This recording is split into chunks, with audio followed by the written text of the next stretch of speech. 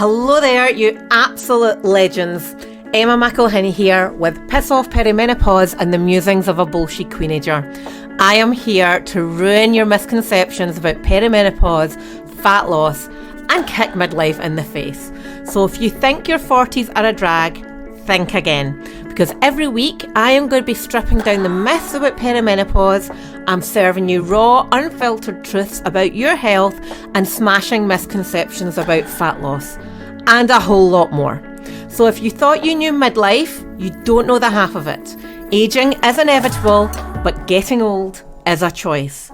So buckle up, grab a glass of something yummy, and let's get to it.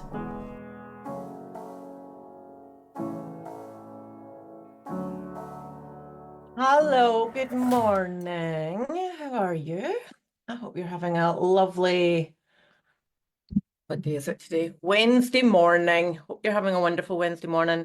Okay, so I'm with you for maybe just less than half an hour today. The reason being is I have an emergency hair appointment, and the reason it's emergency is these roots are like this lighting actually doesn't make them look as bad as what they actually are. So they are bad.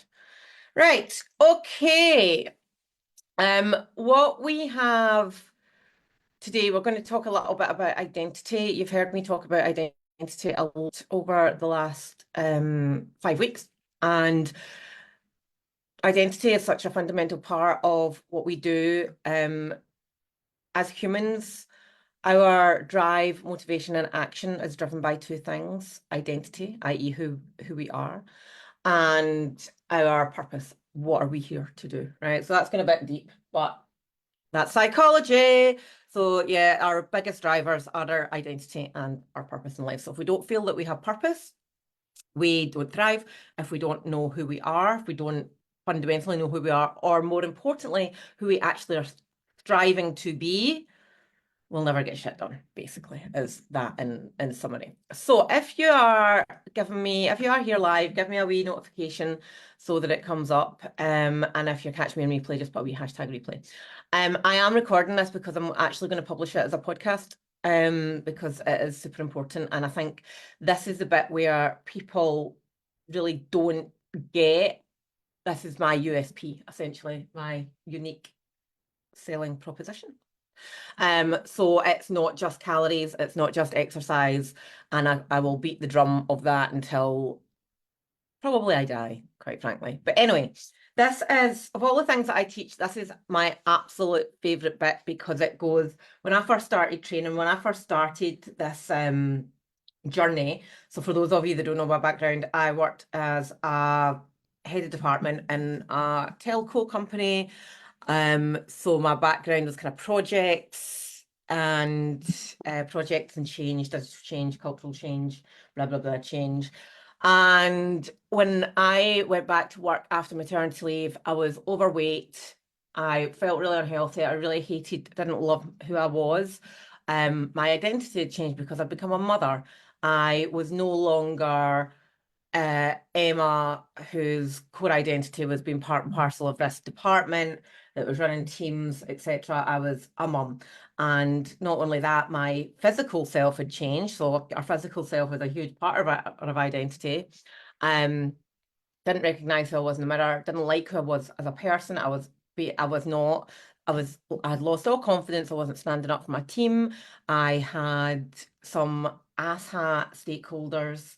And I felt just meek and insipid and rubbish. And because I was overweight, I was lost all my body confidence. So I wasn't even walking with authority. I wasn't even speaking with authority. At home, I wasn't a particularly nice wife. I was struggling with motherhood, all the things, right? And we've all, most people I speak to have a similar kind of story after childbirth because we don't actually know what it does to our sense of self until it happens. So when I started on my health journey and I did all the diets, I did your Slimming Worlds and your Weight Watchers, and Slimming World was actually the trigger of me going, there must be a better way. And I've eventually getting to this point where we are now. But I gained 7 pounds in a week because they're like, oh, you can eat all you want pasta and rice and bread. And but you won't want to, and like that. Watch me So I did eat all the potatoes, rice, and bread and gained 7 pounds a week. And like, oh fuck. And I went through all the things of I'm broken. And then actually I remembered that I was actually quite smart and going, no. And it was that trigger that got me going down the rabbit hole of actually there must be a better way than this shit where I'm eating fake foods and making pizza dough out of chicken and cauliflower. Like, oh my God. Anyway, so if you've done some world, you'll totally understand where I'm coming from. Um, and anyway, and then I started going the rabbit hole. Now I had when I was a teenager, I was I was a sprinter. I used to run for Scotland, so kind of had a little bit of a background in fitness, but never really nutrition. And it wasn't until I started going down that and going, and then I started doing basically what I've taught. I teach my one-to-one client and my 90-day clients, and it worked, and it's continued to work ever since. So anyway, that's just about a background. But anyway, the identity and purpose piece, the identity piece was huge for me, absolutely huge. And I talked about it last week, I think it was, when I said, if you've ever smoked, there's a fundamental difference between the identity of somebody saying, oh, no, thanks, I'm trying to stop smoking, versus somebody says, no, thanks, I don't smoke. Like the identity of somebody that's trying is very different from somebody that does not. And that's kind of the crux, not the smoking, but that's the identity shift that I want everybody to start thinking about. Now, in I talked about phase two, which we've got heaps of folks signed up for, so thank you, and we'll see you in the group next week. But anyway, one of the big things that we do with our 90-day clients is at the very beginning, we do our future self, we talk about identity. And basically, our identity is formed by our early experiences, like who we are, what we're taught, what we see, how people act towards us, what we perceive, how we present ourselves to the outside world. And that that might not actually be our true identity. That might be almost like an accidental identity. But when we start thinking about who we are, and we nobody, right? Nobody's going to look inwards here and go, oh, this is not my true identity. That's just the way I am, right? That's a bit of a mindset thing we talked about last week. That's just the way I am as somebody, as an example of a fixed mindset place. So this is building on from that about actually we get to create a future identity. We get to create the person that we want to be. And at midlife, I hate that phrase, but at midlife, it is such a powerful time to be able to do that because we can eradicate all these negative self-perceptions that we have of ourselves. We can ultimately change our sense of identity. And when better to do that is when we have that sense of that very often happens of going, is this it? Is this all I get to do? I'm halfway through. Is this all I've got in my life, right? And that is a huge part of perimenopause. I think I've said, oh no, I can't remember if I did say, but I've identified, I used to call them the four big bad boys of perimenopause, not totally inclusive. So now I call them the four, I can't remember what I call them. But anyway, there's the physical changes, which is the body changes, the skin, the hair, the libido. We have mood changes, so we can experience low mood and depression, heightened anxiety, easier to stress. We have fatigue, so the tiredness, the changes in sleep patterns, and we have the identity piece, which is this feeling of midlife meh. Is this it? Is this all I've got to look forward to, right? So the identity piece can be a huge turning point for women in their midlife, and this journey that I do, these modules that I do with clients is builds on that basically. So you've got to appreciate as well that if you're in your 40s or your 50s, like you've been living with your current identity or your past identity for all that time, right? So it might feel really hard and really overwhelming to go, uh, I get to change that. And a lot of people don't want to. In fact, I would go as far to say that most people don't want to do that because A, it sounds hard, and B, our brains don't like change. And that's just the way our brains work. Our brains want to keep us safe because we're alive, we're breathing, we're not dead, aka we're fine. Right? Even if we don't like ourselves, even if we don't like our actions, even if we have self-loathing, even if we hate where we look in the mirror, ultimately our brains fear change. And you know the phrase, nothing ever good happens in your comfort zone, right? So if we have been here and we are like, actually, I don't like this version of myself very much. I don't like that I self-sabotage. I don't like that I constantly give up on these healthy eating plans. I don't like that I can't seem to stick to something for more than 3 weeks. I don't like that, whatever. me saying to you, well, you can change that feels a little bit like pie in the sky, doesn't it? So you're just like, yeah, whatever. Right. So if that's you, that's fine. Like, I'm not here to change you. I'm here to suggest that you can change if you choose to, if you want to. And I'm not saying it's super easy. It's not. It takes practice like everything else. Remember when we talked about if you want to grow a strong bicep or juicy glutes, in the gym, you've got to do bicep curls or hip thrusters or squats, right? If you want to create a new identity, if you want to love the person that you are, you've got to do the reps, right? So it's not just a flick of the switch. We've got to do the stuff.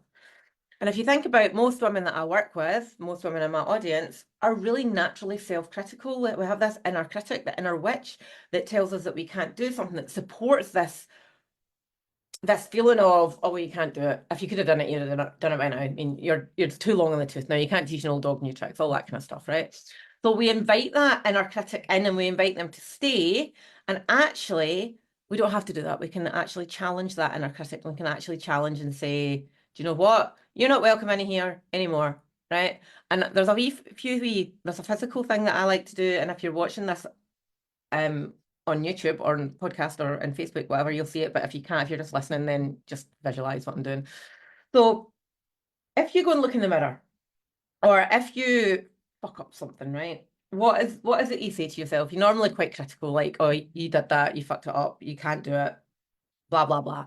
And you're negative to yourself in language. And they become part of our core identity. They become part and parcel of who we are because we learn from the people in our lives and we are the most important person in our life. So if we're saying those things to ourselves, we absorb them and then we believe them. And then that, grows and gathers. And this is especially true as if you've been growing up, if you are in a family where you could have had a loving family, but somebody once might have said to you, oh, you're a bit chunky when you were 5, for example. That can stay with people. I had clients that were told things like that when they were young and it stayed with them all their lives. They've just believed that their identity is of someone that is chunky, that is overweight, that they'll never lose weight. Like personally, I was told when I was younger that, if you're not careful, if you don't stop eating, you're going to get fat because I had hollow legs. Like, and I do love to eat and I always have loved to eat. That's part of my identity. Um, and I don't my stomach size isn't bigger than anyone else's. I don't have hollow legs. I've just choose to believe that I've always loved food, and I have. Anyway, so when we start believing this inner critic, when this inner critic is here to stay, we don't have to accept what she's saying to us. We can actually challenge her or him if you want to choose to have a masculine inner critic. You can stand up and you say, no, that's not true.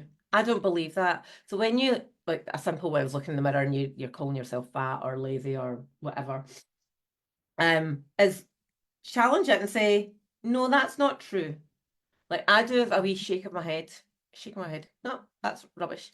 Because it happens to everybody, no matter how robust of a mindset or how much of a growth mindset or how much of an action taking mindset we all have, we still have these inner critic voices.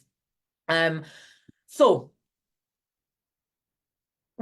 see if you have these on repeat and they're quite obvious to you, right? Write them down, right? So if you are somebody that does have quite a loud inner critic that says that you can't do something because you don't have the time. Remember the stuff we did in limiting beliefs and the reasons why you can't do this plan?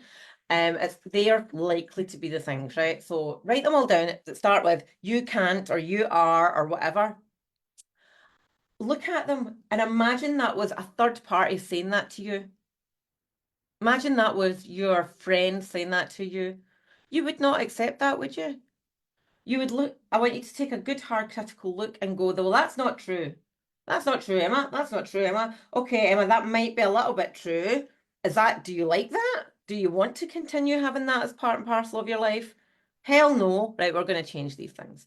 So this is about understanding some of the things that are going on, first of all. And then once you've identified those things, that voice, those words, those statements, you're going to change that, right? Because you know what it is that you want. We did that in week 1 mindset segment about your goals and your why you want to achieve that goal. You've done the limiting belief stuff about now you identified the things that you know that have held you back. Change it. Change it. So all of those things that you've written down that says you're so lazy, you're so whatever, you're so blah blah blah blah, you can't do this, right? Turn it round. You're going, I am strong, fit, and healthy. I am self-loving.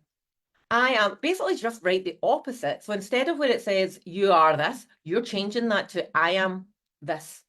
I am a good friend. I have a positive growth mindset. I see hope and happiness in everything that I do. Right? Just change it around. Just change it around because that's what we're going to choose to believe from here on in. Oh, my tea's not optimal temperature. Not too much. Right. So choose whatever your I am statements are. And it's going to feel a bit wacky at first because most people have never done this work before and they go, oh, well, this is me.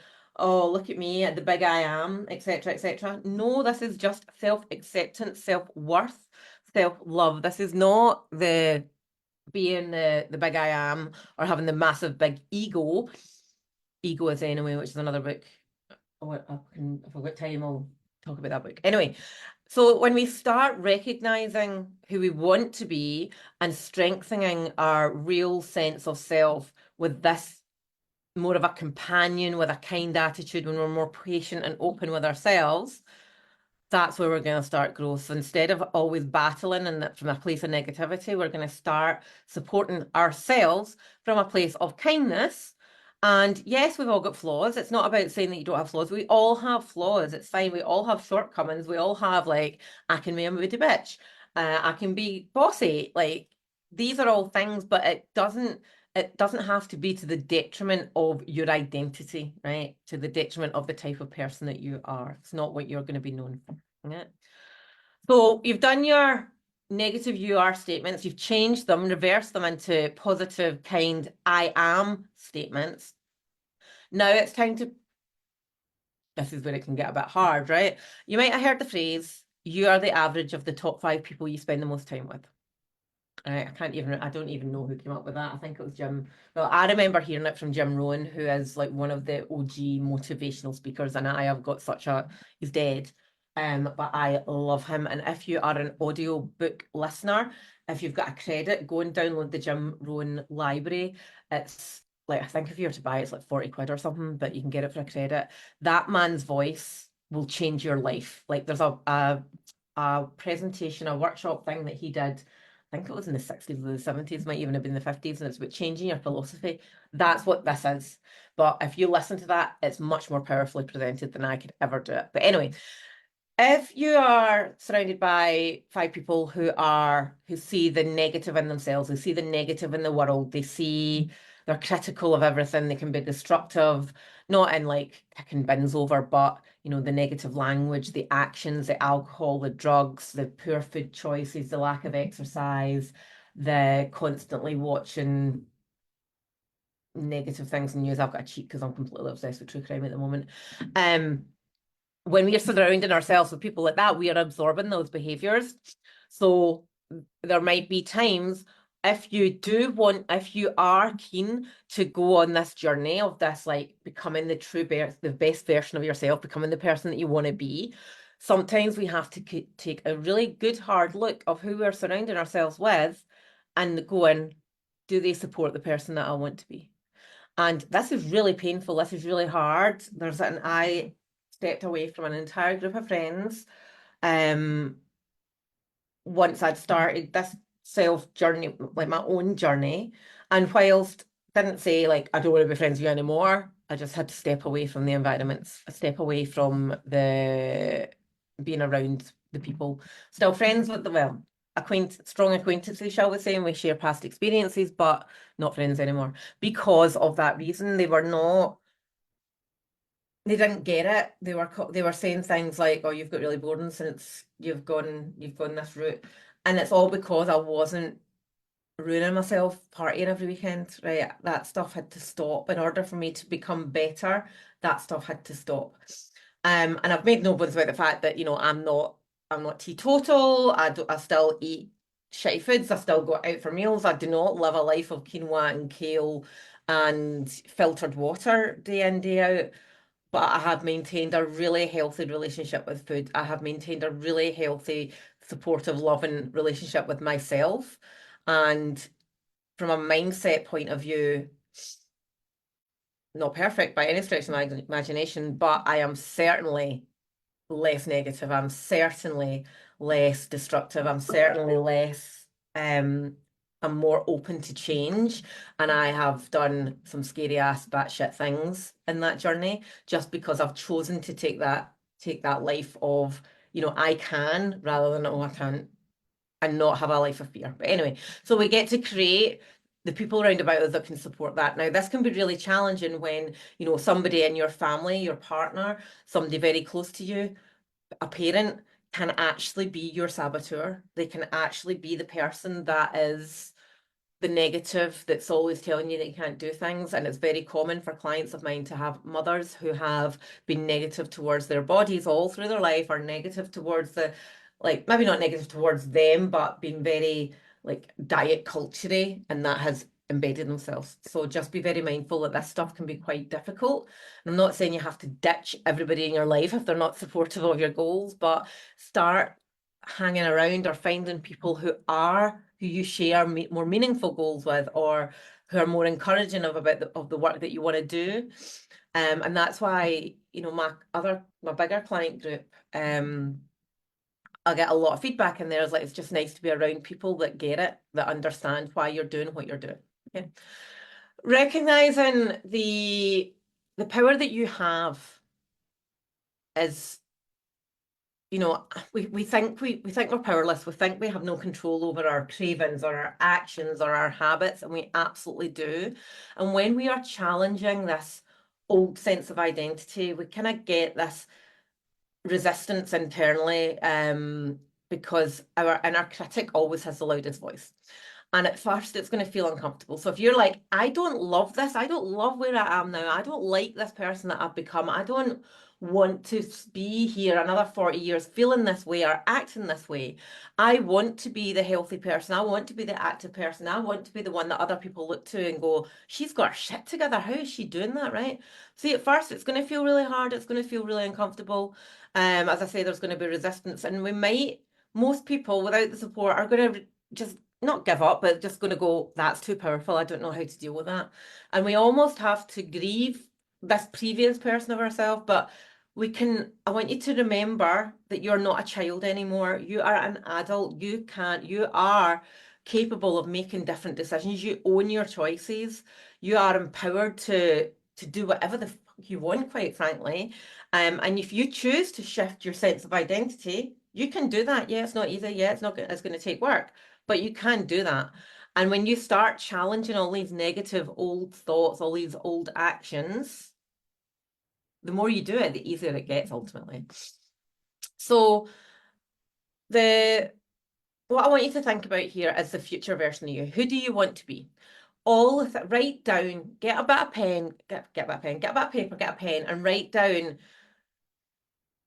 the 20 things, the 20 characteristics, the 20 behaviors that you do, that future you does, that is living and breathing embodiment of a future identity. So it might be like, oh, if you've always had this, like, oh, you've really been jealous of people who go hill walking at the weekend, right? You're somebody that goes walking every day, or somebody that goes out in the country once a week, or you eat more than 5 portions of fruit and veg every day, or you wear figure hugging clothes, or you put your makeup on every day. Some people are just like, I hate this saggy sad sack version of me, the hair scraped back. Like, just putting on mascara. Somebody that puts on mascara every day can be an example of taking pride in your appearance. Like, that's not for everybody, but that can work for some people. So once you've got 20, say, let's take 20, like 20 characteristics, habits, or behaviors that you want to be embodying, the future version of you wants to be embodying. Once you've got them all written down, just look at them and reflect on where you are now. What do you currently do now? And if there is a gap, that's what you're going to be working on. That gap is what you need to be working on. Okay, so the final bit, this is my absolute favorite bit. So your future self. Have you ever read somebody's Wikipedia page about them and gone, oh my God, they have got a cool life, right? I want you to write your own Wikipedia page about yourself, about who you are, what you look like, how you feel, what your family life is like, material things included. What car do you drive? What house do you live in? What salary do you earn? What's your favorite outfit? What do you wear most commonly? Just write down everything about you. I've got mine here. And I share this with my 90-day clients. So when you're coming into phase 2, you'll get access to this as well. So basically, you're writing it in the third party. You're writing it as a Wikipedia page. And one thing that we find, what we get really strongly coming through is when people do their first drafts of this, it just reads like a CV. It just reads like a CV. And it's not a CV. This document, and I would recommend you do it in a Google Doc or a Word doc or something.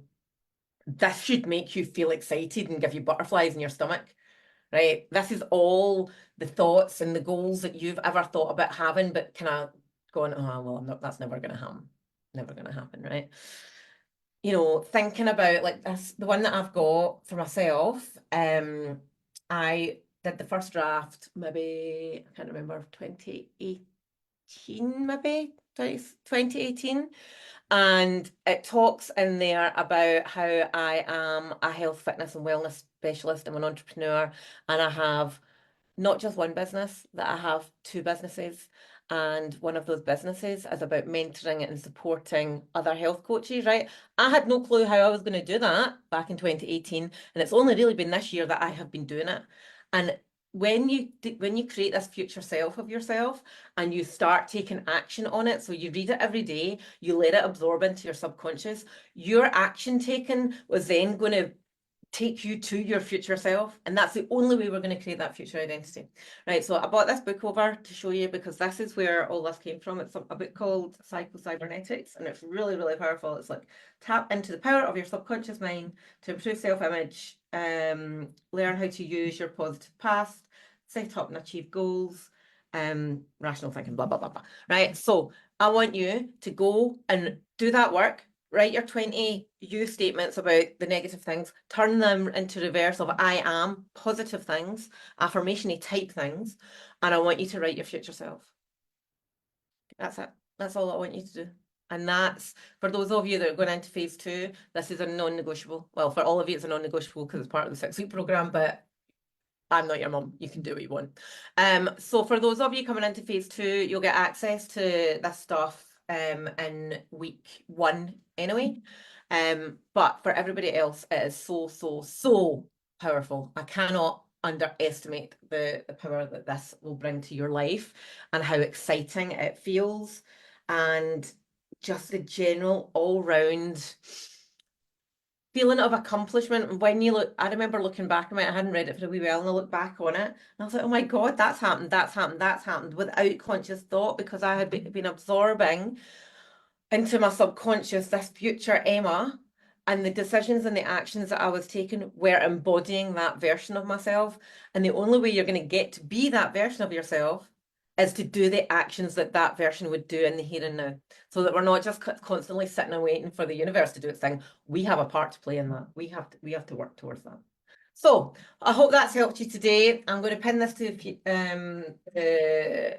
featured posts and get your questions in the chat, and I will speak to you very soon. I'm away to get my hair done now, so have an amazing day.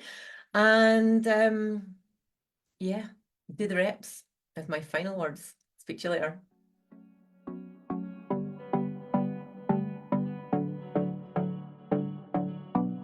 And just like that, we have spiced up another episode of Piss Off Perimenopause and the musings of a bullshit queenager. Massive shout out and a huge thank you for hanging out with me today. I really hope you've been entertained. And remember, don't be shy, hit that subscribe button. And until next time, keep those heels high and standards higher. Remember, it's all about glowing, growing, and downright owning it. So catch you on the flip side, and don't forget to click the link in the show notes to get your freebie.